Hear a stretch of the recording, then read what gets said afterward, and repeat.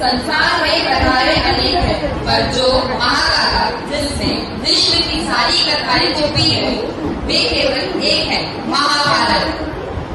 भारत का एक प्रमुख महाकाव्य और संस्कृत साहित्य का विशाल ग्रंथ है। इसे विश्व का सबसे लंबा साहित्य ग्रंथ माना जाता है और केवल यही ही नहीं, इसमें 1,00,000 श्लोक है। इसकी रचना ऋषि व्यास जी के द्वारा की गई है। यह धर्म और अधर्म के युद्ध को दर्शाती है। यह युद्ध कौरवों और पांडवों के बीच हुई कुरुक्षेत्र युद्ध की कथा है। महाभारत की शुरुआत हस्तिनापुर के राजा शांतनु से होती है, जिनके 2 पुत्र हैं, चित्रांगद और विचित्रवीर।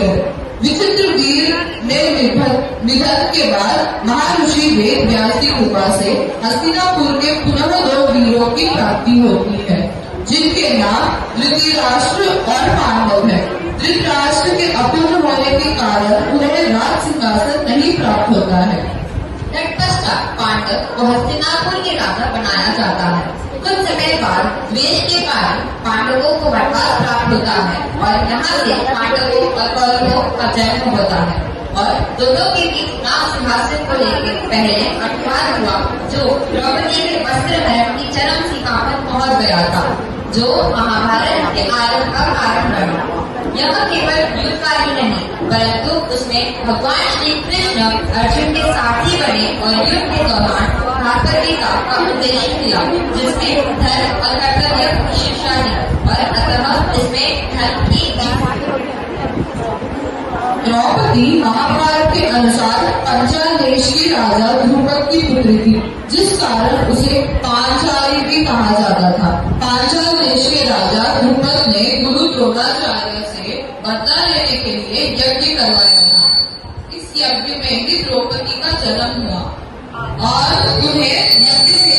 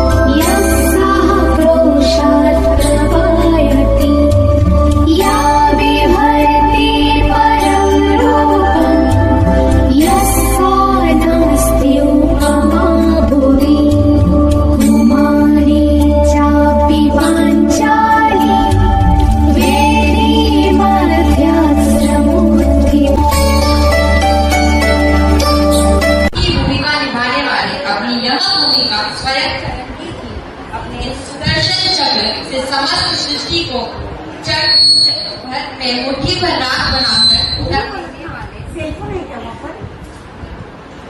उड़ा देने वाले यमों से समस्त सृष्टि के महाभारत में अपनी प्रिय सभा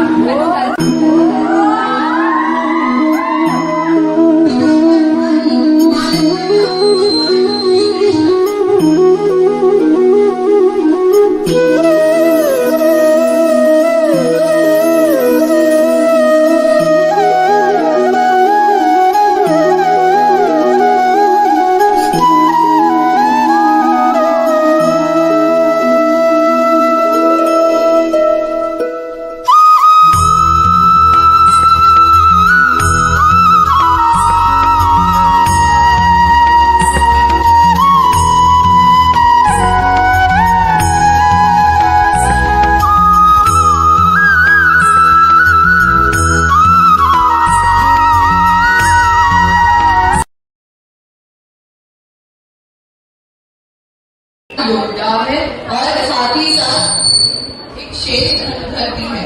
वह पांडवों और कौरवों के गुरु बने, जिसमें से अर्जुन उनके प्रिय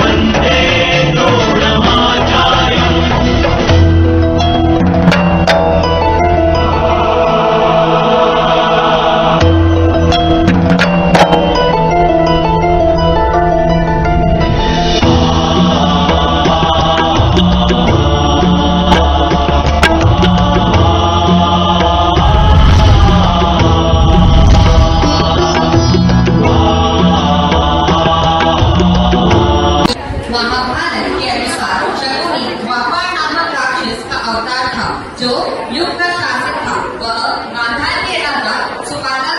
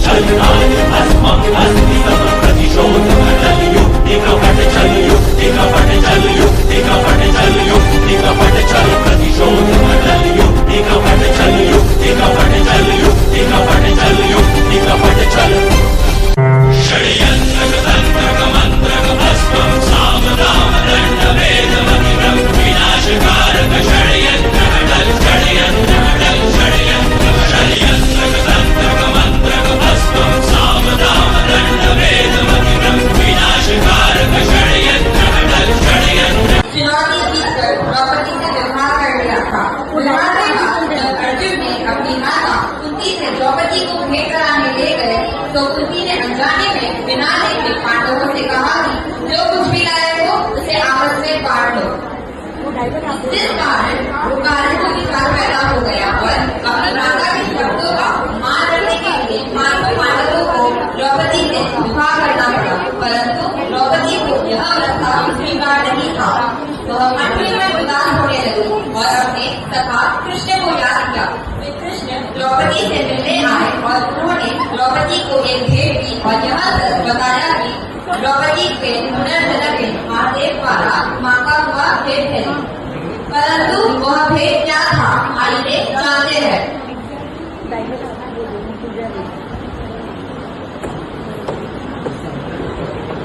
माधव, ये रत्न ये क्या है?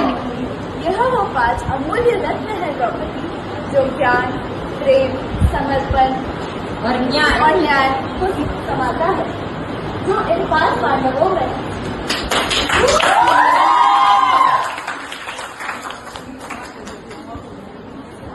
कुछ समय बाद जब पांडवों और कौरवों के बीच अनुवाद होता है और द्रौपदी का वस्त्रहरण हुआ, वहाँ से महाभारत युद्ध का शंखनाद बचा। परंतु क्या जाता है, आइए देखते हैं श्री कृष्ण ने अर्जुन को क्या कहा।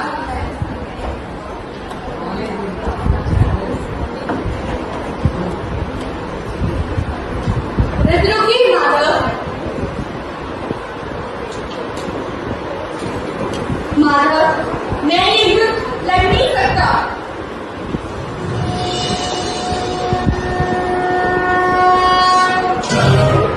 हे गार्ग, कर्मण्येवाधिकारस्ते महापदेषु कदाचन।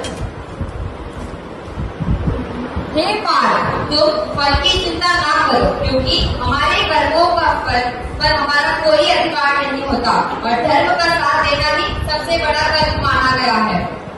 और छोटा सा दृश्य बताने वाले हैं। द्रौपदी वीर है।